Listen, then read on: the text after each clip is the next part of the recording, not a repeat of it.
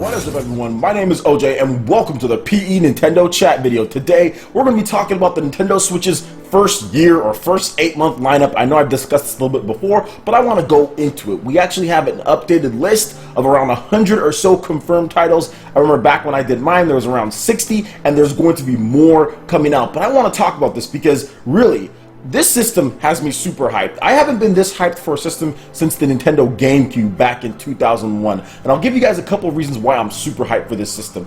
I think the first 8-9 month lineup. Obviously this is launching in March and then it's going to go through the year. So we're talking about 8 to 9 months here. This is probably the best lineup of games that I've ever seen Nintendo come out with in the first year. This is the best first party lineup that I've ever seen. Like, honestly, can you believe that we are getting a major Legend of Zelda title at launch? With the Wii, it pretty much stopped after that. You got Wii Sports, you got Legend of Zelda Twilight Princess, and then the games kind of just stopped for a while until Nintendo decided to make more. And it wasn't until, I think, probably Mario Galaxy Tour, there's another really big holiday game.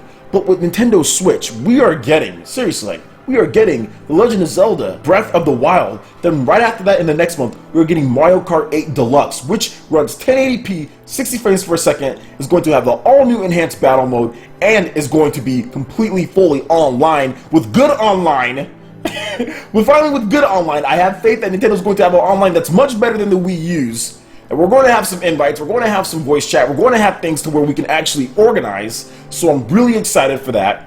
And the fact that we're getting those two games back to back, just Legend of Zelda Breath of the Wild, then Mario Kart. I don't think that's ever happened in 2 months, whether it's a port or not. Legend of Zelda, then Mario Kart, I mean, that's insane.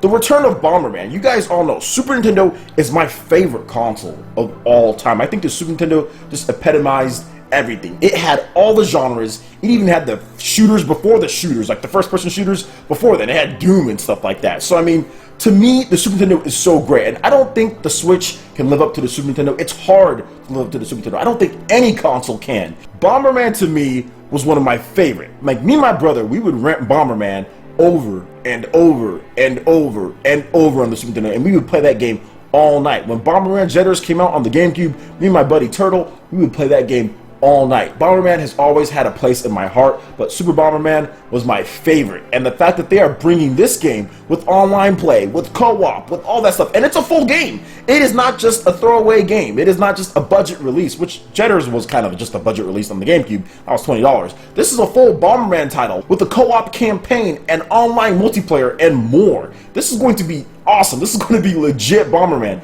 So to me, that really just shows that Nintendo knows what this system is aiming for. They're aiming for the dudes like me who grew up with the Super Nintendo, who grew up with the N64, who started out their gaming roots on the NES back in the late 80s, early 90s. That's totally me, and I can see that system trying to channel that. I think one of the smartest things Nintendo could do, and especially looking back at it, splitting your fan base is not a good idea. You know, and I was definitely wrong on that before with some of the stuff that I said beforehand, but splitting your fan base is definitely not the way to go. Doing this console handheld hybrid concept was the best idea because now we have third-party developers pledging support. We've got Silicon Studio, we've got Atlas, we've got multiple developers putting games out on there. Shin Megami Tensei using Unreal Engine. That's a game, Shin Megami Tensei 4, Shin Megami Tensei 4 Final, only on the 3DS. We're finally getting these franchises on Nintendo home console, and this is exactly what Nintendo needed, in my opinion, to harken back to those days. I love the Shin Megami Tensei franchise. I love what Silicon Studio has done with Bravely Default, Bravely Second. Those are some of my favorite games. We got Project Octopath Traveler. The fact that they're bringing back Street Fighter in the way that they're doing online play, that just goes back to when I was a kid. I remember Street Fighter was the biggest thing, man. It was like Destiny or whatever you want to say today, Overwatch. It was like that, but back then obviously it didn't sell as much, but still, that was the impact that Street Fighter had on the streets with the kids. We were all acting like we were different Street Fighters. We were going to school talking about it. These are the type of experiences in games that I grew up playing, and this is what I'm seeing on the Nintendo Switch, which makes me so excited that Nintendo understands that. Going to Capcom, getting this type of game, making sure Silicon Studio and these developers on there, making sure that we get a proper Shin Megami Tensei game on the Nintendo Switch. But not only that, going back to the roots of even their old franchises, like Mario. What do? Instead of making just kind of like a Mario 3D World type of game, they put a big open sandbox style game like Mario 64, like Super Mario Sunshine, but it seems like they're going to have some galaxy parts as well where you're kind of just going through the level. This is what I love to see from Nintendo, and I think this type of failure that the Wii U saw results into this. There's no way Nintendo gets to this point to where we are in 2017 where they have this type of lineup,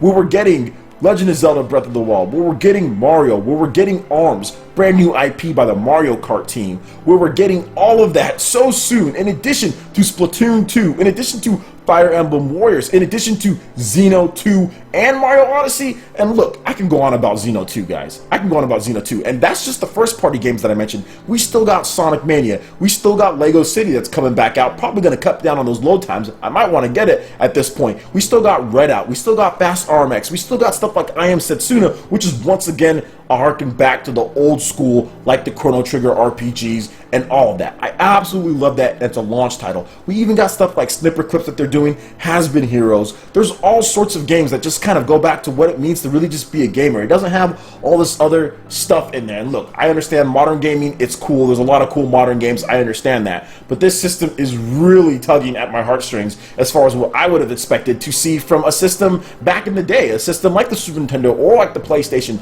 These are the type of games that I love to play growing up when it comes to Nintendo and when it comes to third party. These type of titles. We do know that we're going to have a Tales of game. There's a Tales of Festival going down. That's going to be on the Nintendo Switch. We're getting stuff like Dragon Ball, which is really good to see. There are just so many things that I love that they're doing with this system. I've already said this once and I'll say it again. Is it going to get everything? Nope, it's not going to get everything. But is it going to get the stuff that I really loved growing up as a kid remade? And is it going to expand on their existing franchises in whole new ways? Let's talk about Xeno 2, because Xeno 2 to me just shows that Nintendo's mindset has changed. Xeno 2 being year one, and I don't think they'd show this game. I seriously don't think they showed this game if it wasn't ready to go in 2017. The fact that they were that confident to show it off and in the state that it was in, it looked beautiful. It looks like they're taking the best from Xenoblade Chronicles, they're taking the best from Xenoblade Chronicles X, and they're saying, hey, we're going to put this thing together. We're going to have a nice narrative story, and I can't wait to see the combat. That to me shows that Nintendo understands that these type of franchises, although they might not sell as much as Mario or Zelda, you still need to have them out. This is what gamers want. And to me, that like won me over 100%. Like this to me, even if it had just like Zelda, Mario, and Xeno, that still would have been better than the first year of the Wii U, because the first year of the Wii U had Super Mario 3D World and Legend of Zelda Wind Waker HD. I guess that was also great. And then what else? I mean, it had Wonderful 101, had Pikmin 3. There was definitely some games, but do you see the style and tone of those games compared to what we're getting this time? We're getting Zelda. We're getting a brand new Zelda game. We're getting Xeno 2, which didn't come out till what, end of 2015 on the Wii U. We're getting so much better quality, in my opinion, and we're getting online. And I think that's just what just sets this system apart. Like, that's one of my big problems that I had with the Wii U, is that the fact that the online just wasn't there. It took them all the way till Mario Kart in 2014, mid 2014, to get a big first party Wii U game with online play.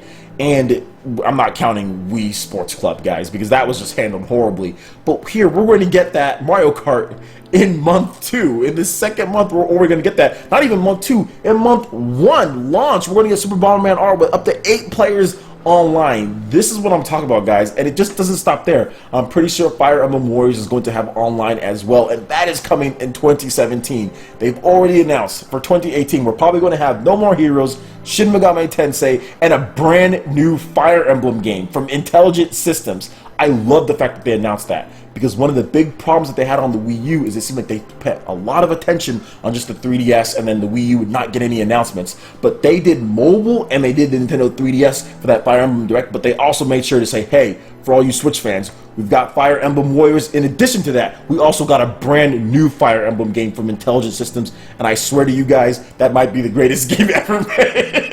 If they make it like Awakening, and if they make it like what they're doing with the 3DS, the remake, oh my gosh. Man, like, this could seriously be one of the best games, because I love Awakening, I love Fire Emblem Fates, I love the new style. If they take that new style, mix in with some of the new stuff that they're doing, oh man, like, this could honestly be such a great lineup. And the fact that we've got 3 big games already confirmed for 2018, and we've already got all these games for 2017, to me, I don't think it's any better time to be a Nintendo fan. I mean, this is insane. the amount of first-party games in the first 8 to 9 months that we are getting. I still somewhat can't believe it. I'm thinking, man, some of this stuff's going to get like delayed, but I just don't think so. And the reason why I don't think so is because of what Nintendo's doing with their architecture and how these games, how they're shown in their state. Like, look at them. Like, look at these games. Look at Mario Odyssey. They said it's pretty much done. I mean, look at Xeno. Look at this stuff. I mean, even the clip that they showed for Fire Emblem Warriors looked really good, ran smooth. I mean, Splatoon 2 is already running really good. That game could probably come out tomorrow or something.